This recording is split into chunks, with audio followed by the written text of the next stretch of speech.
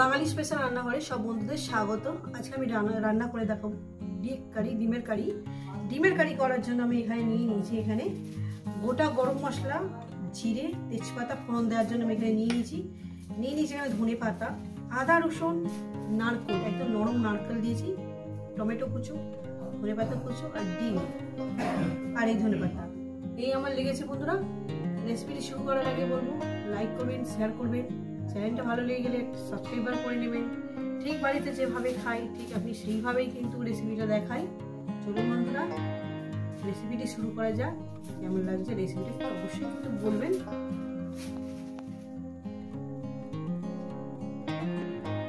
প্রথমেই আমি বলবো ডিমগুলো আমি ভেজে নেব, গ্যাস ধরিয়ে দেবো এর জন্য। চলো মশলাটা আগে বেটে নেবো বন্ধুরা। মশলাটা নিয়েছি আদা রসুন, টমেটো আর নারকেল। দিয়ে দেবো এখানে আপনার হলুদের গুঁড়ো। রেসিপিটা ভালো লাগলে লাইক করে দেবেন, শেয়ার করে দেবেন। হলুদের গুঁড়ো দিয়ে দিলাম পরিমাণ মতন। দিয়ে দেবো লঙ্কার গুঁড়ো,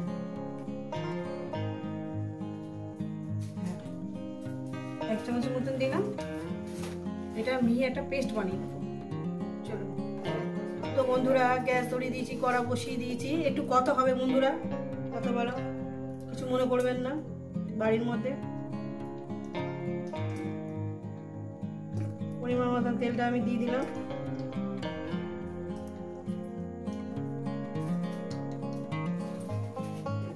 তেলটা আমার গরম হয়ে গেছে।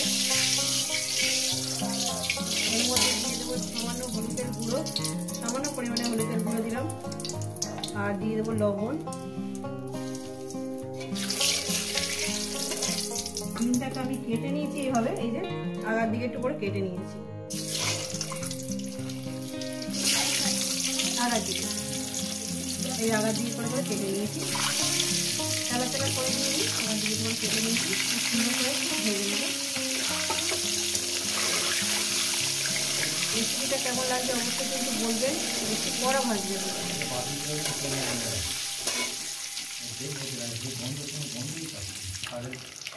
আমার ডিমটা ভেজে নিয়েছি বন্ধুরা। ডিমটা এইভাবে ভেজে নেবো, বেশি কড়া ভাজবো না। রেসিপিটা কেমন লাগছে বলবেন।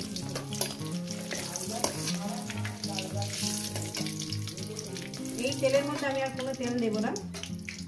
এই তেলের মধ্যে দিয়ে দেবো আপনার ওই যে তেজপাতা, গোটা গরম মশলা, জিরে, এটা ফোড়ন দিয়ে দিলাম।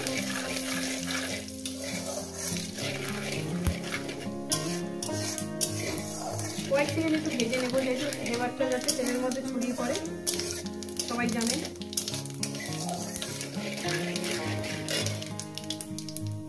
দিয়ে দেবো এখানে আপনার পেঁয়াজ কুচি।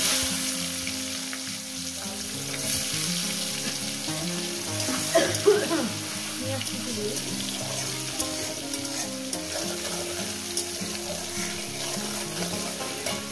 দিয়ে দেবো একটু লবণ। একটু লবণ দিয়েছি তখন, আর একটু লবণ দিয়ে দেবো, যদি লাগে দেবো, আর হয়তো যদি লাগবে না আর লাগে দেবো। এটাকে পেঁয়াজটাকে সুন্দর করে আমি বেশি পোড়া ভাজবে না, পিঙ্ক পিঙ্ক কালার হবে তখনই।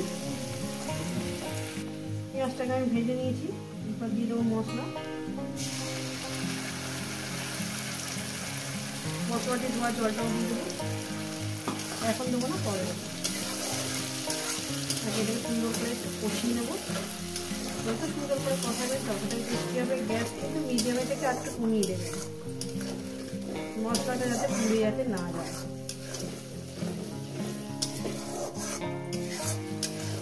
দারুণ খেতে হয় বন্ধুরা ডিমের কারি বা এগ কারি যাই বলেন। অল্প যদি অনেকটা ভাত খাওয়া।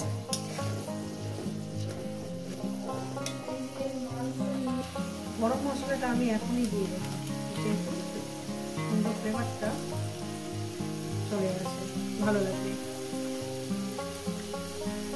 অল্প করেই দিলাম।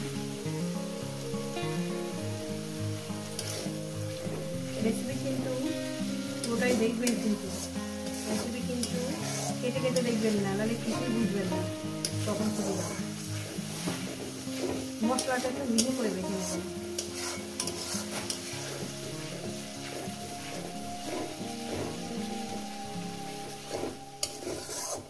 লোতে করে দিলাম।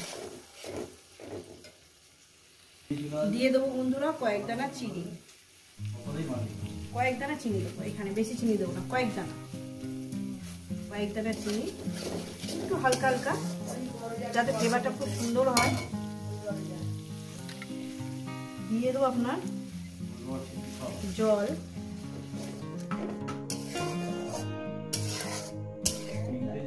জল দিয়ে আরো 2-3 মিনিট কষিয়ে নিয়েছি, আরো 1 মিনিট কষাবো।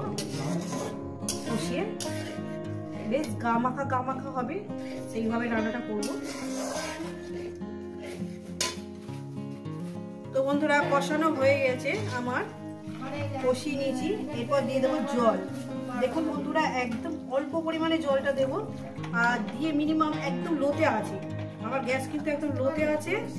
এবার এই কি বলে, ডিমটা একটু ফুটে, গ্রেভিটা ফুটে উঠলেই আমি ডিমটা দিয়ে দেবো। ডিমটা দিয়ে একটু 3-4 মিনিট এটাকে রান্না করবো। রেসিপিটা কেমন লাগে বলবেন কিন্তু। গ্রেভিটা আমার ফুটে উঠেছে, এবার এই ডিমগুলো দিয়ে দেবো।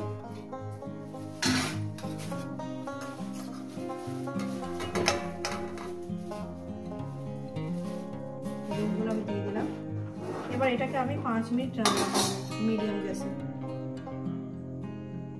তো বন্ধুরা ফিরছি প্রায় 5-6 মিনিট পর। দিয়ে দেবো ধনে পাতা কুচি। দারুণ খেতে হয়েছে বন্ধুরা, বাড়িতে অবশ্যই ট্রাই করবেন। আর কেমন লাগছে, কেমন লেগেছে বলবেন। মিহি করে মশলাটা কিন্তু বাঁধবেন, মশলাটা বলবেন মিহি করে, যত মিহি করে মশলাটা বাঁধবেন ততটাই টেস্টি হবে। আর 1-2 মিনিট এটাকে রান্না করব, এটাকে নামিয়ে দেব। তো বন্ধুরা দেখুন অতিরিক্ত লোভনীয় দারুণ খেতে হয়েছে। এই ডিমের কারিটা আমি নামিয়ে দেখাচ্ছি, ঠিক আছে? দেখুন এই যে ফেটে ফেটে গেছে না ডিমগুলো, এর মধ্যে যা ঝোল মরিচ মশলা যা কিছু দিয়েছি সব কিছু ঢুকে গেছে, দারুণ খেতে হয়েছে। আনিয়ে খেয়ে দেখবেন। চলুন আমি দেখাই। এই রেসিপিটা আপনাদের কেমন লাগলো অবশ্যই কিন্তু কমেন্টের মাধ্যমে বলবেন, লাইক করে দেবেন, শেয়ার করে দেবেন, চ্যানেলটা ভালো লেগে গেলে সাবস্ক্রাইব করে দেবেন। আবার নতুন রেসিপির সঙ্গে দেখা হচ্ছে বন্ধুদের সঙ্গে। সবাইকে বলবো, সব বন্ধুদের বলবো, নতুন বন্ধু পুরনো বন্ধু সবাইকে বলবো সুস্থ থাকবেন, ভালো থাকবেন, আর আমার নিত্য নতুন ভিডিও দেখবেন।